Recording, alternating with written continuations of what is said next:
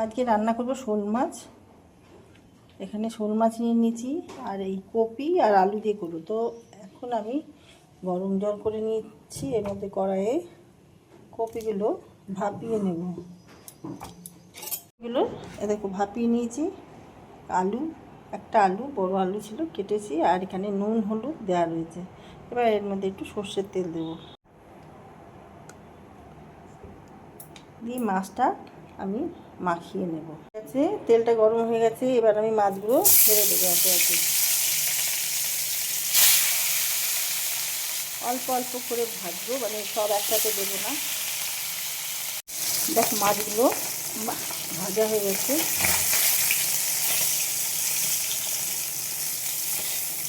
বড় মাছ না, ওলটাতে একটু মুশকিল হয়, আর এগুলো না তেলে দিলে বেঁচে যায়।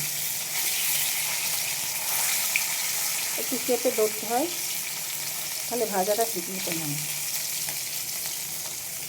মাছগুলো ভাজা হয়ে গেছে, এবার আমি জিরে ফোড়ন দিয়ে দেবো। কপিগুলো ভেজে নেব।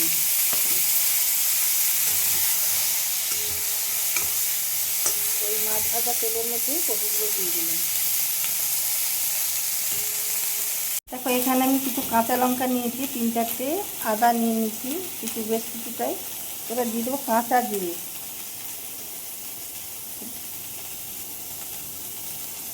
আর একটা টমেটো।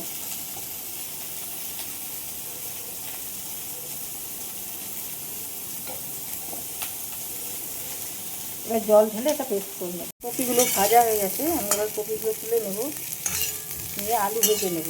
তেল দিয়ে দিলাম।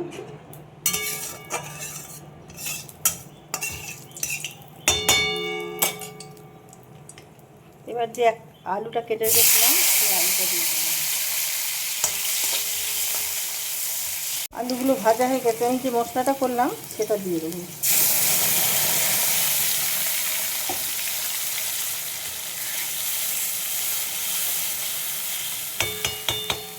দিয়ে দেবো হলুদ, নুন দিয়ে দিলাম পরিমাণ মতো, কাশ্মীরি লাল লঙ্কার গুঁড়ো 1 চামচ মতন, আন্দাজে দিলাম 1 চামচ, গরম মশলা 1/2 চামচ। এর জন্য এই দেখো একটুখানি চিনি দিয়ে দিলাম, একদম নাম মাত্র। তোমরা চাইলে তোমরা স্কিপ করতে পারো।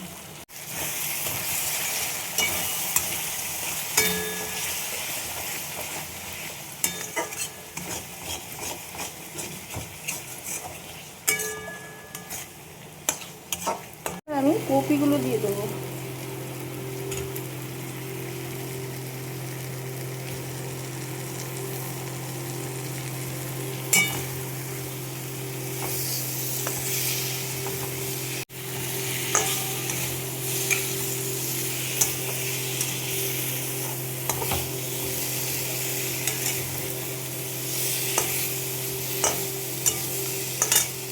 তারপরে একটু জল দেবো, আটকে যাচ্ছে।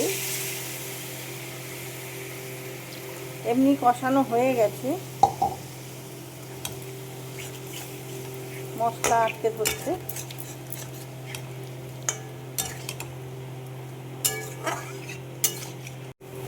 জল দিয়ে দেবো।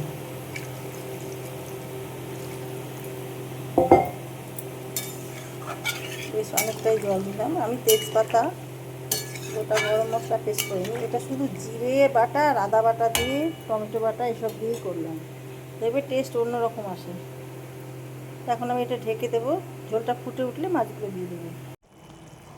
দেখো ঝোলটা ভালো মতন ফুটে গেছে, আমি মাছগুলো দিয়ে দিলাম।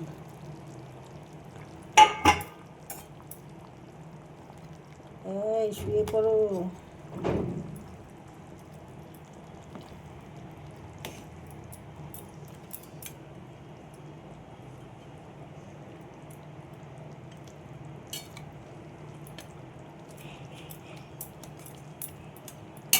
এবার ঢেকে দেবো।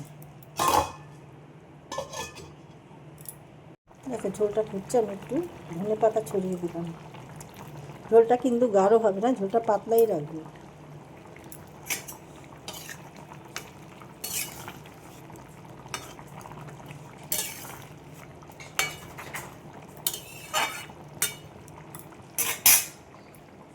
একটু ঘি দিয়ে দিয়ে দেবো অল্প করে।